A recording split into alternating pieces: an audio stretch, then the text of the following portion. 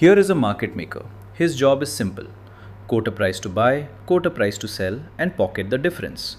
He is careful. He centers both quotes right on the market's mid price, a tight, fair, symmetric spread. Now watch. The price starts to drift up. Buyers keep lifting his offer. He sells and sells and sells. His inventory runs short: -1, -5, -15. And every share he's short keeps losing money as the price runs away from him. He did everything by the book. He quoted a fair, symmetric spread. And he's bleeding. The problem is hiding in plain sight. The mid price is the wrong center. By the end of this video, you'll derive from scratch exactly where those two quotes should go and watch this same runover become controlled. A dealer lives between two crowds, buyers on one side, sellers on the other. He quotes a bid and an ask and he earns the spread. But he faces two dangers. The first is inventory risk. While he's holding a position, the price can drift and a one-sided book can sink him. That's what we just saw. The second is adverse selection. The trader hitting his quote might simply know more than he does. This paper by Marco Avellaneda and Sasha Stoikov focuses on the first one, inventory risk, and its answer comes in two beautiful steps. Step 1. Figure out what the stock is worth to you personally, given what you're already holding. Step 2. Calibrate your quotes to the order book.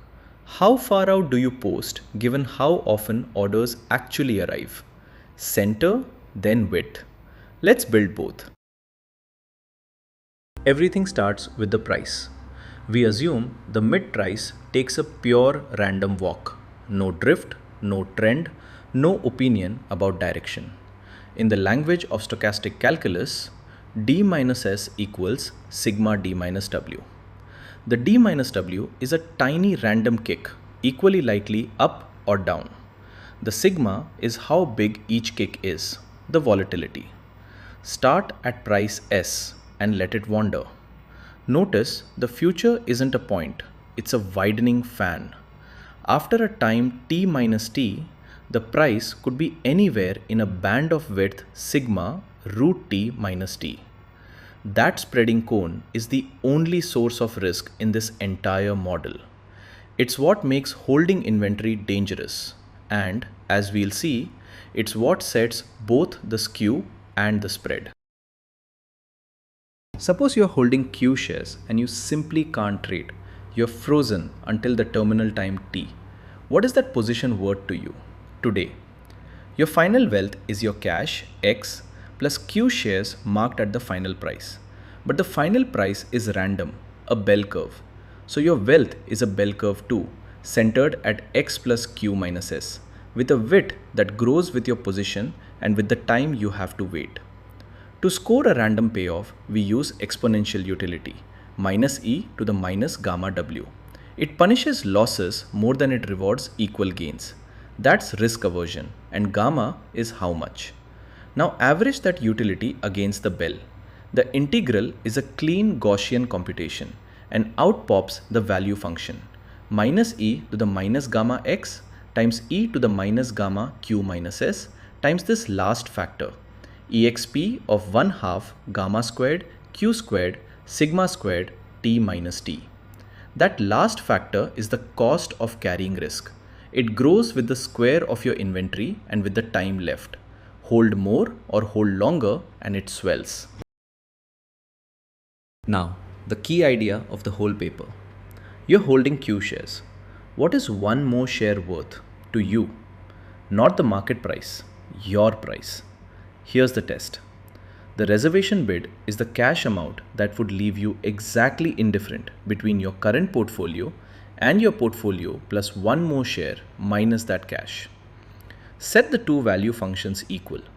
The e to the minus gamma x cancels from both sides. Match the exponents and the difference of two squared inventories, q plus 1 squared minus q squared, drops a factor of 2q plus 1. The reservation bid falls out. S plus minus 1 minus 2q times 1 half gamma sigma squared t minus t. Do the mirror computation for selling a share and you get the reservation ask. Average the two and you get the single most important quantity in this model. The reservation price R equals S minus Q gamma sigma squared T minus T. Look at what it says. If you're long Q positive, your personal value sits below the mid price. You'd happily sell a little under mid just to shed the risk. If you're short, it sits above. Inventory tilts your fair value.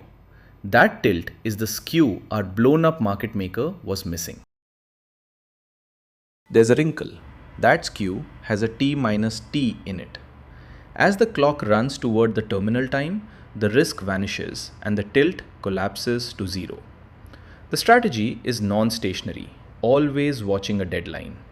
What if there were no deadline? Avellaneda and Stoikov replaced the fixed horizon with a discounted infinite horizon objective with a discount rate omega. The reservation prices become stationary. No more T minus T, just a clean logarithm. But there's a catch. The formula only stays finite if omega is larger than 1 half gamma squared sigma squared q squared. Read that as a speed limit. Choosing omega equal to 1 half gamma squared sigma squared q max plus 1 squared is the same as declaring a maximum inventory you'll ever allow. A discount rate quietly becomes a position limit. So far, our agent has been frozen. Now let him actually trade by posting limit orders. He places a bid a distance delta B below the mid and an ask a distance delta A above it. Those distances are the whole game. When a big market buy order arrives, it walks up the ask ladder, eating the cheapest offers, pushing the price up by an amount delta P. Our ask only fills if the order walks far enough to reach it, if delta A is less than that impact. So the further out he quotes, the rarer his fills. We model this with Poisson arrivals. His ask gets lifted at rate lambda A of delta A. His bid gets hit at rate lambda B of delta B, both falling off with distance. Now his wealth jumps with every fill, and his inventory is just buys minus sells. And here is the central tension of everything that follows. Quote far and you earn a fat margin on each fill, but you fill rarely. Quote near and you fill constantly, but on razor thin margins, whipping your inventory around. Where's the sweet spot? To find that sweet spot, the dealer needs to know how the order book actually behaves. How the rate of fills depends on distance. 3 empirical facts. 1. Market orders arrive at some steady frequency. 2. Their sizes follow a power law, mostly small but with a fat tail of occasional whales. 3. A market order of size Q pushes the price by roughly the log of Q. Now chain them together. To fill at distance delta, you need an order whose impact exceeds delta, which means log Q bigger than some constant times delta, which means Q bigger than E to that. The probability of an order that big is the tail of the power law, and integrating a power law tail gives an exponential. The fill intensity is A, e to the minus k delta. Deep quotes don't just fill less often, they fill exponentially less often because reaching them requires an exponentially rarer whale. This is the order book's voice, telling the dealer the price of patience.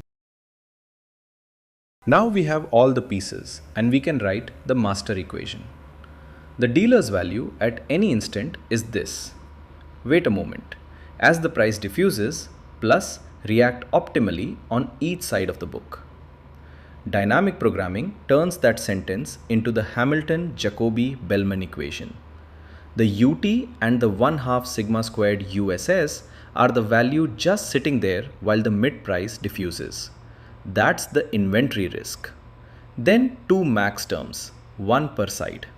On the bid side, at rate lambda b, a fill moves your state. Wealth down by the price you paid, inventory up by 1. And you pick the delta b that maximizes the resulting jump in value. The ask side mirrors it. At the terminal time, the value is just the frozen inventory utility we already computed. It's an ugly, non-linear coupled equation, but exponential utility is about to perform a small miracle. The equation has 4 variables: price, wealth, inventory, time. And that's one too many. Watch the miracle. Guess that the value factors like this: minus e to the minus gamma x times e to the minus gamma theta, where theta depends only on price, inventory, and time. Substitute it in. Every derivative pulls down a copy of theta, and crucially, the wealth factor e to the minus gamma x appears in every single term, including the jumps. So divide the whole equation by it, and the wealth variable x simply cancels off the board. We are left with a clean equation for theta in just 3 variables. That is the gift of exponential utility. Wealth enters multiplicatively, so it separates out completely. Theta is a kind of certainty equivalent price, and from now on we solve for theta instead of u. Theta isn't abstract, it's our prices in disguise. The reservation bid is just a finite difference of theta. Theta at q plus 1 minus theta at q. The reservation ask is theta at q minus theta at q minus 1. The same personal values from before now read off the solution. And the optimal distances come from a first order condition. Inside each max, maximize over delta. The derivative balances two forces: how fast your fill rate drops as you back away against how much utility curvature you are buying. Set it to 0 and solve, and you get an implicit formula for the optimal distance. The distance from the mid to your reservation price plus one more term from the shape of the order book. For our exponential intensity, that book term collapses to 1 over gamma log of 1 plus gamma over k. There it is in the open. Step 1. Center on your reservation price. Step 2. Add a spread cushion set by the book. The two-step procedure falling straight out of the math. There's still a hard knot. Those max terms make the theta equation genuinely nonlinear and tangled up with the inventory. We can't solve it exactly. So we do what physicists do.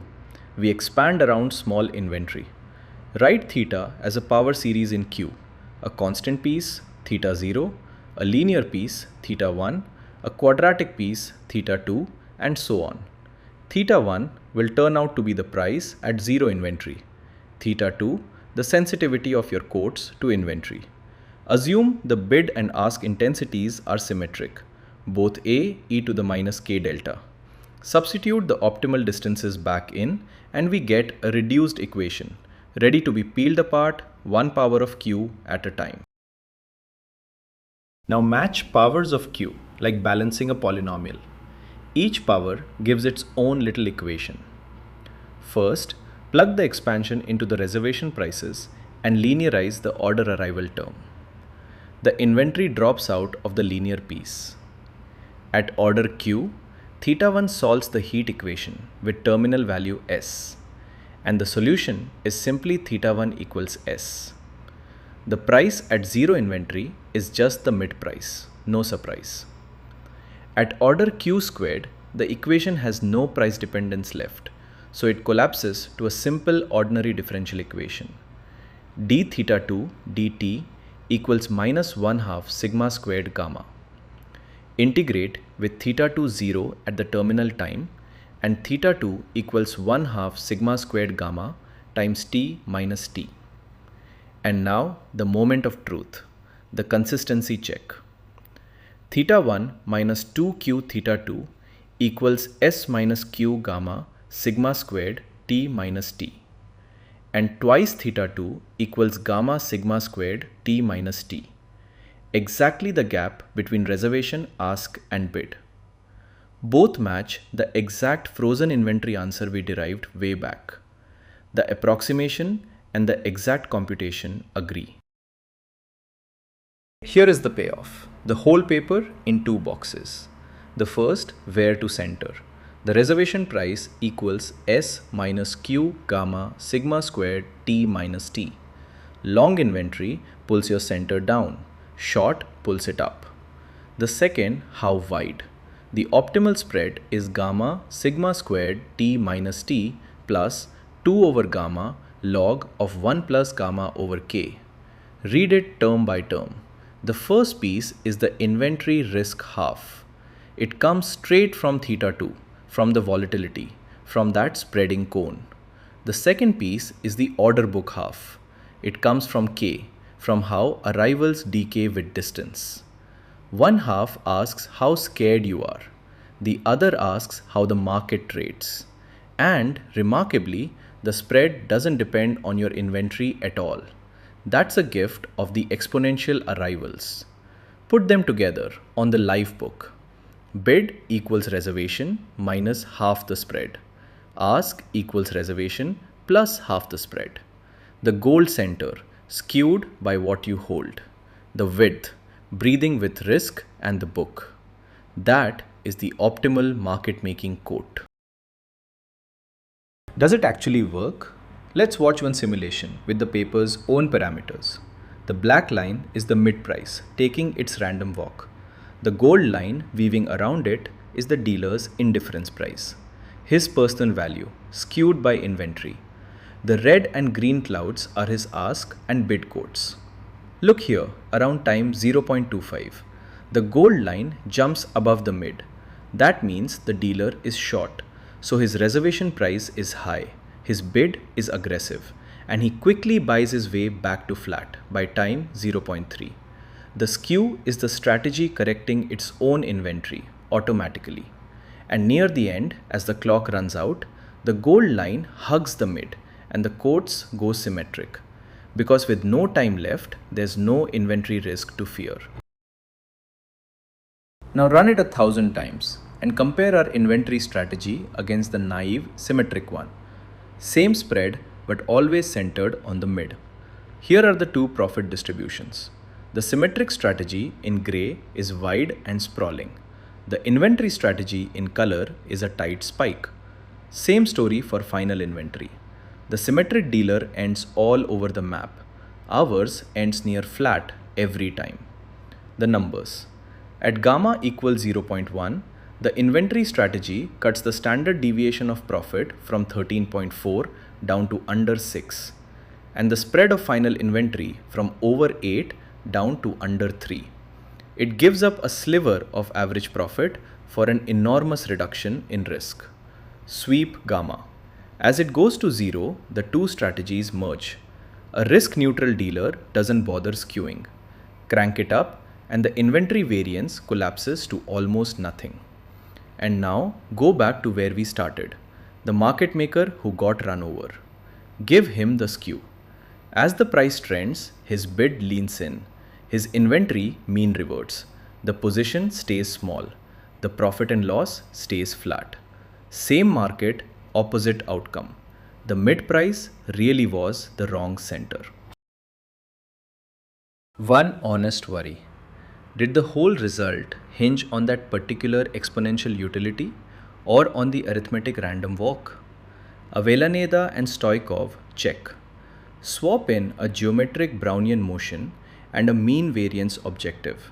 Expected wealth minus gamma over 2 times its variance. Run the same indifference computation and you get reservation prices of exactly the same shape. The mid price plus an inventory skew that grows with risk aversion and volatility. Same structure, same story. The exponential utility was a convenience, not the secret. The inventory skew is robust. So here's the whole picture assembled. A market maker should not quote around the market's mid price. He should quote around his own reservation price. The mid tilted by his inventory S minus Q gamma sigma squared T minus T. And he should set his spread from two things, his fear of risk and the order book's appetite. Gamma sigma squared T minus T plus 2 over gamma log 1 plus gamma over K. Center, then width. Three pictures leave with you. The random walk with its queuing gold line, the two boxed equations, and the order book that corrects its own inventory. This little 2006 paper is the seed of a whole field. Guion, Lehale, Kartea, Jaimangal, and the market making research that followed. And the next time you see a dealer's quotes lopsided around the mid, you'll know exactly what they're telling you. This is how much inventory I'm holding, and this is how badly I want to get rid of it.